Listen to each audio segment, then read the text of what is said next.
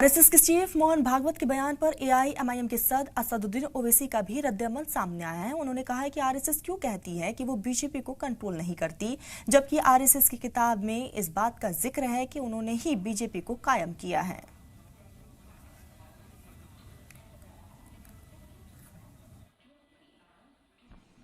Mr. Mohan Bhagwat had made many statements. One of them was that he said that they are not running government. They have nothing to do with BJP.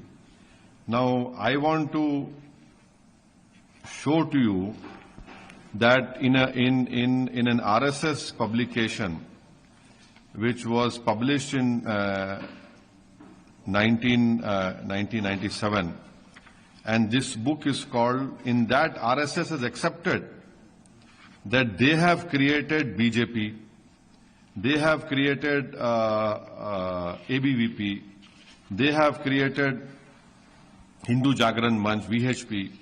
This book was called Param Vaibhav Ke Path Par.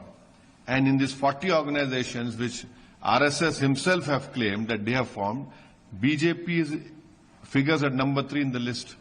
So they control BJP. That is the fact.